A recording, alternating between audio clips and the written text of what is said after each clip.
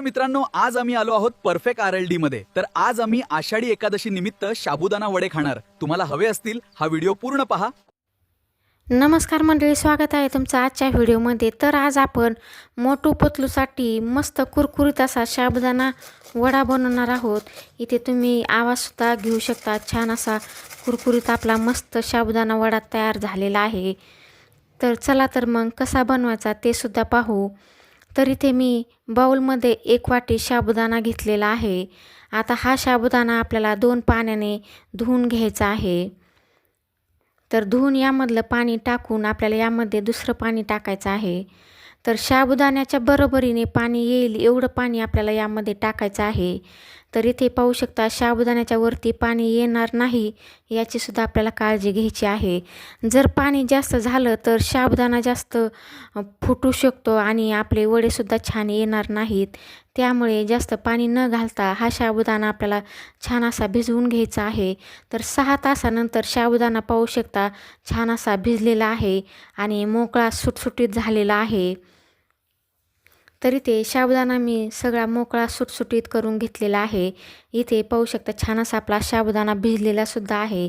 आता यामध्ये आपल्याला टाकायची आहे हिरवी मिरची. तर ही हिरवी मिरची मी कट करून न घेता थोडीशी ठेचून घेतलेली आहे आणि जाडसर असा आपल्याला भाजलेल्या शेंगदाण्याचा कूट टाकायचा आहे. चवीनुसार मीठ टाकायचं आहे. तर हे बाऊल मला थोडंसं छोटं वाटलं म्हणून मी इथे ताटामध्ये हे सगळं साहित्य काढून घेतलेलं आहे. तर आता हे साहित्य आपण सगळं मिक्स करून घेऊ. तर मिक्स करून झाल्याच्यानंतर यामध्ये आपल्याला उकडलेले बटाटे टाकायचे आहेत.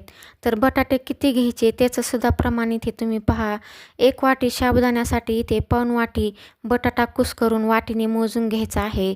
तर इथे मी मीडियम साईजचे 2 बटाटे घेतलेले आहेत आणि हे बटाटे वाटीने मोजले तर पाऊण वाटी एवढेच भरतात. तर छान असा बटाटा आपण कुस्करून घेऊ. तर इथे बटाटा कुस्करून झालेला आहे. तर कुस्करून बटाटा झाल्याच्यानंतर हा साबुदाण्यामध्ये आपल्याला छान असा मिक्स करून घ्यायचा आहे. आपलं हे मिश्रण छान असं एकजीव करून घ्यायचं आहे. तर इथे पाहू शकता अशा प्रकारे हलक्या हाताने आपल्याला हे मिश्रण एकजीव करून घ्यायचं आहे. इथे साबुदाण्यामध्ये बटाटा टाकताना आपल्याला प्रमाणातच टाकायचं आहे. जर बटाटा जास्त झाला तर वडा मऊ होऊ शकतो आणि तेलसुद्धा पिऊ शकतो. तर 1 वाटी साबुदाण्यासाठी तुम्ही पाऊण वाटी बटाटा हा कुस्करून घ्यायचा आहे. हे प्रमाण अगदी योग्य आहे. तर इथे मिश्रण एकजीव झाल्यानंतर छान असा मी वडा थापून घेतलेला आहे. पाहू शकता छान असा तयार झालेला आहे. जास्त आपल्याला वडा हा जाडसुद्धा करायचा नाही. जाड जर झाला तर तेलामध्ये हा वडा फुटूसुद्धा शकतो. त्यामुळे मध्यमच आपल्याला हे वडे बनवून घ्यायचे आहेत. जास्त पातळसुद्धा बनवायचे नाहीत किंवा जास्त जाडसुद्धा बनवायचे नाहीत. तर सगळे वडे मी इथे तयार करून घेतलेले आहेत. पाहू शकता छान असे तयार झालेले आहेत. जास्त जाडसुद्धा बनवलेले नाही. तर आता हे वडे आपण तळून घेणार आहोत. त्यासाठी मी तेल गरम करण्यासाठी ठेवलेलं आहे. तर मस्त असे मी एकसारखे वडे तयार करून घेतलेले आहेत. तर इथे तेलसुद्धा आपलं छान असं गरम झालेलं आहे. तर तेल आपल्याला मध्यम ठेवायचं आहे. जास्तसुद्धा तापवायचं नाही. तर छान असं हे तेल आपलं तापलेलं आहे. मध्यम आचेवर आपल्याला हे वडे तळून घ्यायचे आहेत. तर एक एक वडा आपल्याला कढईमध्ये सोडून घ्यायचा आहे आणि 1 मिनिटवर या वड्याला आपल्याला हलवायचंसुद्धा नाही.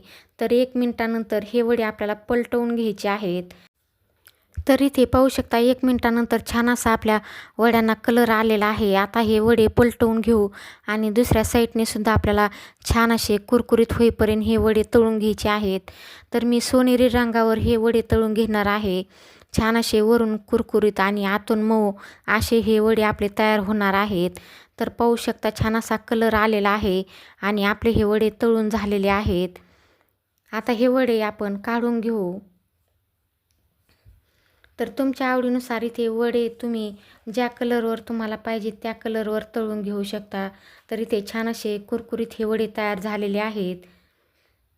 तर दुसरी बॅच टाकताना आपल्याला गॅस थोडासा मोठा करायचा आहे आणि परत नंतर 1 मिनिटानंतर मध्यम आचेवर हे वडे आपल्याला तळून घ्यायचे आहेत. तर इथे दुसरे वडेसुद्धा मी तेलामध्ये सोडून घेतलेले आहेत आणि छान असे कुरकुरीत होईपर्यंत हे सुद्धा वडे आपल्याला तळून घ्यायचे आहेत. तर इथे सगळे वडे मी तळून घेतलेले आहेत. पाहू शकता छान असा आपल्या वड्यांना रंग आलेला आहे आणि कुरकुरीतसुद्धा झालेले आहेत. तर इथे एक वडा मी तुम्हाला तोडूनसुद्धा दाखवते. छान असा झालेला आहे आणि इथे तुम्ही आवाजसुद्धा पाहू शकता. छान असे कुरकुरीत झालेले आहेत आणि आतून मऊ झालेले आहेत. तुम्ही जर माझ्या चॅनलवर नवीन असाल तर व्हिडिओला लाईक करा, शेअर करा, सबस्क्राईब करा आणि तुम्ही ही रेसिपी कुठल्या गावातून किंवा शहरातून पाहता ते सुद्धा नक्की कळवा. तर इथे मी वडा तुम्हाला तोडून दाखवलेला आहे. पाहू शकता छान असा फुगलेला आहे आणि आतून छान असा मोकळा झालेला आहे. वरून कुरकुरीत आहे, आतून मऊ आहे. तर हा वडा तुम्ही चटणीबरोबर खाऊ शकता. चला तर मग पुन्हा भेटूया पुढील एका अशाच व्हिडिओमध्ये.